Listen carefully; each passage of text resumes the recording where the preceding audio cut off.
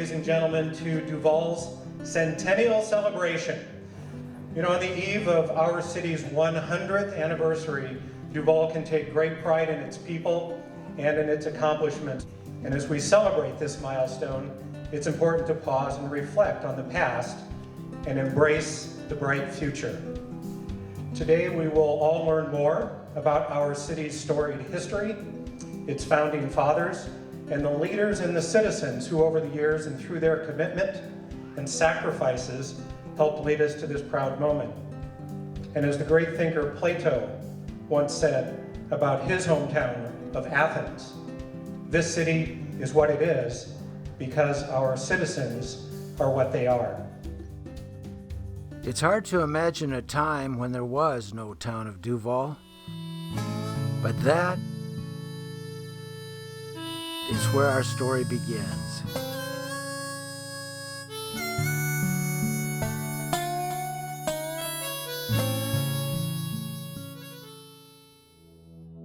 The Snoqualmie Valley and the river that runs through it, they've always been here, silent partners through the centuries. It was only a matter of time before they would eventually become discovered and form the setting and backdrop for people seeking a new life, a new place to call home. Human habitation of the region goes back thousands of years, as members of what would become the Snoqualmie Indian tribe lived and roamed the length of the valley, preferring the Duvall region for hunting and fishing. The first wave of white settlers came to the Snoqualmie Valley in the 1850s and 60s. People arrived here from around the globe, including a large number from the Scandinavian countries and the United Kingdom. Family names like Bjorklund, Stackhouse, Shanahan, Morst, Radcliffe, and Pearson became well known in the valley. The later 1860s saw a new group of American settlers come to this region, Civil War veterans.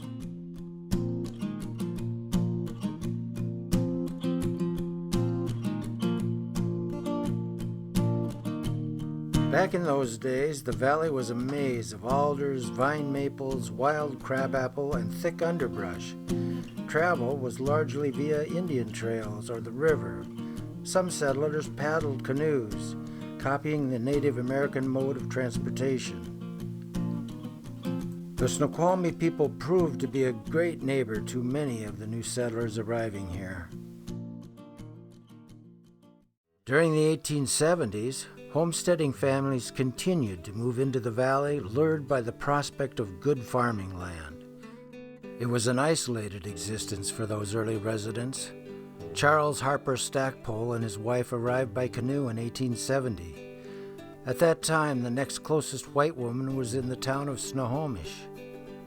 In 1871, Francis Duvall arrived as a homesteader, and his brother James appeared 4 years later, purchasing 583 acres for $600. The Snoqualmie River provided the best means of traveling up and down the valley in those early years. During times of heavy logging, some folks would even walk across the log jams to get from one side of the river to the other. Eventually, enterprising settlers, including the Duvall brothers, developed a simple ferry service to get across the river. In 1875, steamboats arrived on the Snoqualmie River, making it much easier for settlers to travel through the valley. Averaging 70 feet in length, the riverboats carried passengers, mail, groceries, and everything else from table salt to logging locomotives. Nearly every farmer had a dock where the riverboats could tie up. Riverboat names like the Black Diamond, Alki, Nellie, Echo, Lucerne, Black Prince, and the Skagit became familiar to people living up and down the valley. With farming and logging forming the backbone of the local economy, a community of homesteaders started to form on the banks of the Snoqualmie River. All the little town needed now was a name. They had enough people in here now to start a post office, so a man named Lucius Day, he looked out of his window and saw 2 blooming cherry trees out in his yard and Cherry Valley, so that's how the name came about. The first actual public building in town was the schoolhouse, built by community members in 1875 on an acre of land donated by William McDonald. That first year saw an enrollment of 5 students and 1 teacher. Teachers were paid $50 a month, and some boarded in local homes for $10 a month. By 1885, 14 students were attending the local school. By 1890, logging was becoming a major economic force here. Crashing timber, logs on the move, and buzzing mill saws became familiar sights and sounds for the residents here. All that lumber was a good thing in a growing community where everything from buildings to sidewalks were made of wood. Francis and James Duvall logged their property, utilizing skid roads, which were pathways lined with cedar posts laid crossways. Cut logs on their way to the river would be dragged by horse or James's oxen across these skid roads. Getting the cut timber from forest to sawmill was a constant challenge for the loggers. Teams of horses and oxen were used, along with donkey engines, which were steam-powered winches using a cable to drag the logs along. Millett and McKay built the area's first logging railroad into the valley. This eventually became the Cherry Valley Logging Company, and later, a branch of Weyerhaeuser Timber Company.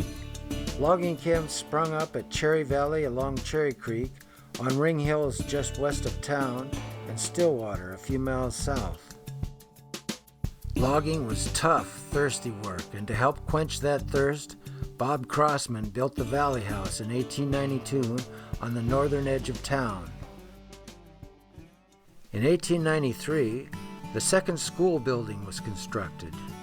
With double the rooms of the first schoolhouse and a 1-acre schoolyard, the new school was built at a cost of $714.50. 1893 also saw the arrival of one of the more well-known pioneering families, the Dohertys. John and Kate Doherty and their 6 children arrived on the river steamer Echo and moved into a house that became much more than just a home for the Doherty family. Another family that would make their mark on the history of Duvall was the Hicks family. Arthur and Pauline Hicks moved here from the Midwest and established the first general store in town in 1905.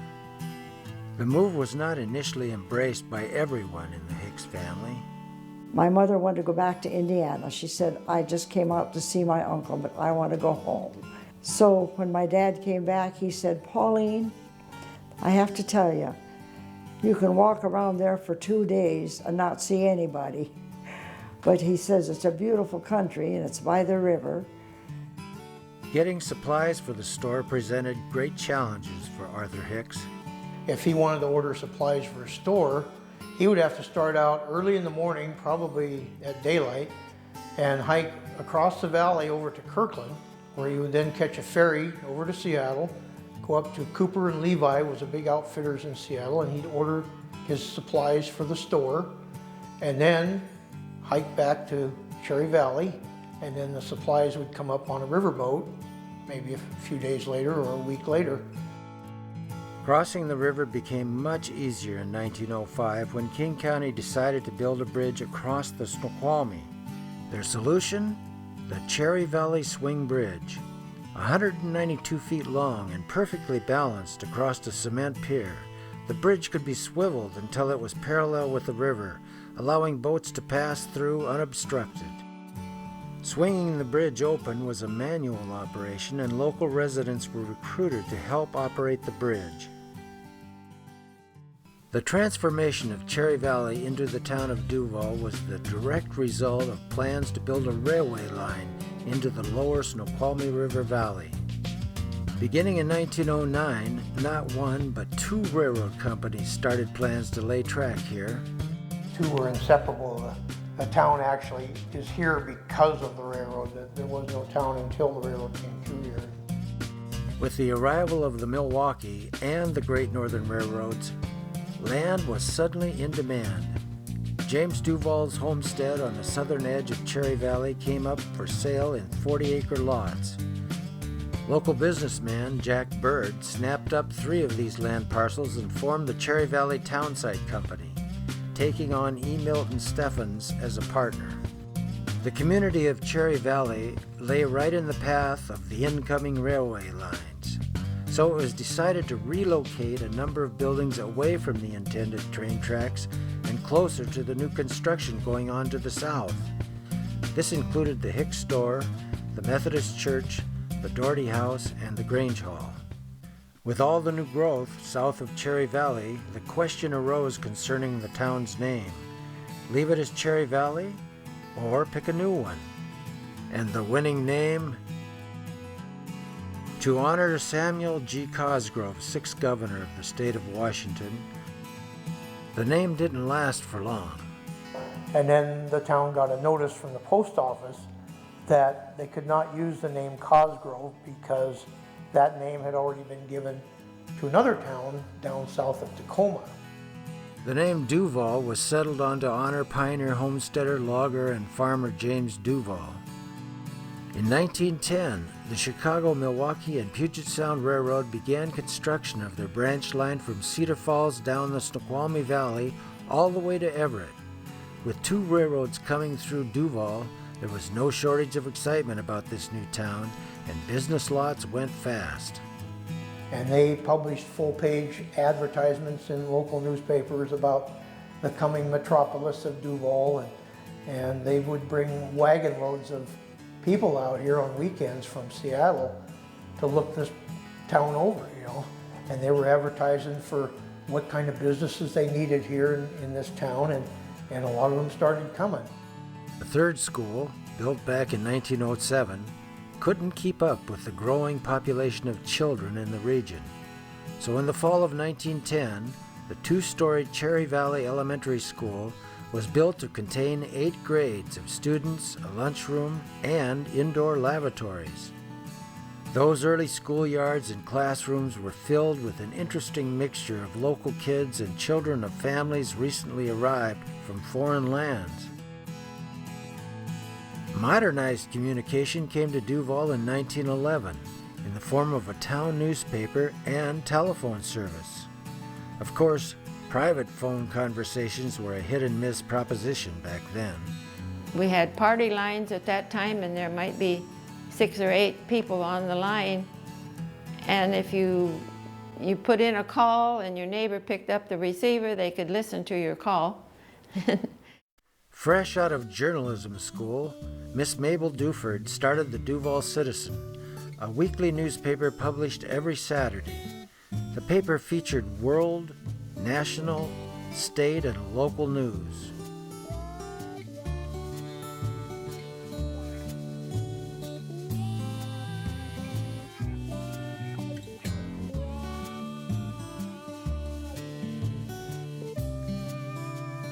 Nothing quite like a turn-of-the-century small-town newspaper. The occasional ghastly incident or lurid scandal was sure to liven up a slow news week. The local timber industry continued to thrive at this time. There were several logging operations in the hills surrounding the town, employing hundreds of men. The wages were good also, up to $6 a day plus meals. In fact, at one time, from what I understand, that Stillwater was the logging capital of the United States. And those logs were logs. They're not like the toothpick you see on the logging trucks today. Like, for example, logs that were taken off my farm were 20 feet in diameter, not circumference, but diameter. The Cherry Valley Shingle Mill also supplied electricity for the town through a steam-operated dynamo they installed. The dynamo had a limited capacity, so the potential for blowing fuses at the mill was great without some careful monitoring of electrical use. Local newspaper used to publish things like electric iron curling day has been changed from Tuesdays to Thursday for the next 2 weeks or whatever. And so you had to use certain appliances on the days that they said you could use them, so they'd be prepared down at the mill. Rail lines were finally completed, and the Great Northern began running service in the spring of 1911. Early rail service to Monroe was basically a freight train with a couple of passenger cars added to the end. Travelers were often treated to multiple stops through the valley, depending on the freight being hauled.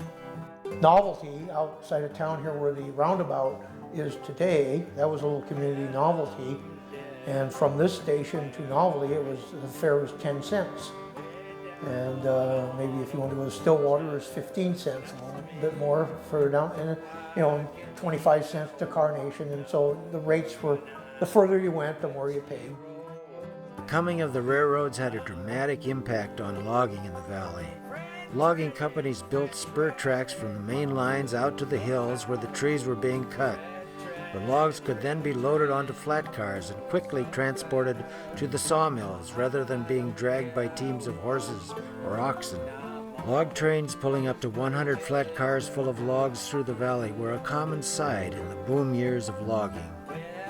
Regular passenger rail service didn't begin until April 21st, 1912. That celebrated bit of local news may have gone overlooked due to an event that received a bit of press attention that same week. Eventually, regular passenger rail service was established with up to 4 trains a day stopping in Duvall. You could get on the railroad here in Duvall and go all the way to Chicago. My aunt would come up from Everett on the Milwaukee or Great Northern. We had both of those trains that went through Duvall. You can even, if you're coming from Monroe, you can see where the tracks were and how they kind of went side by side and then joined together. The 2 rival train depots stood only 100 feet apart in downtown Duvall. Only one remains today, the Milwaukee Depot. Of course, there were other ways to travel through the valley in those early years of the new century. The road to Monroe was very crude. It was in the middle of a forest. It was just hacked out with trees on both sides of it. And again, very muddy and almost impassable during the winter months. As the roads eventually improved, automobile traffic increased and gave locals another option for getting around. As early as 1911, auto stages began operating out of Duvall. Daily service by automobile between the Valley House and Kirkland became available every day except Sunday. With more and more travelers arriving by automobile and rail, there was a need for additional overnight hotel space in Duvall. This led to the building of the Forest Inn, which opened in 1912. This 3-story Bavarian-style inn cost a whopping $10,000 to build and became the architectural showpiece of the town. The Forest Inn featured 18 rooms, each with running water. The basement was used by the local Moose Lodge for their meetings and activities. By 1912, there were 27 businesses represented in town, including 4 hotels.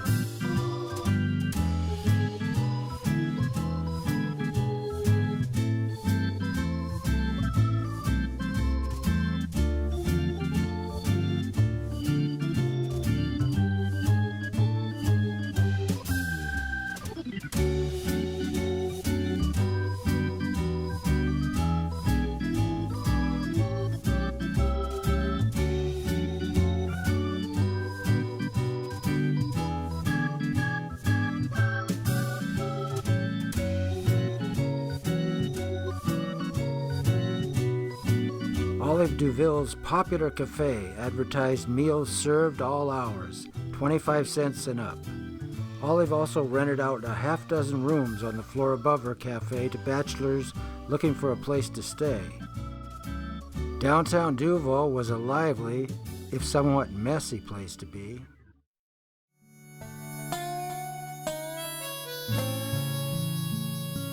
A special election in December of 1912 allowed citizens to vote to officially incorporate Duvall. On January 6, 1913, the town of Duvall became, well, the town of Duvall. A officially.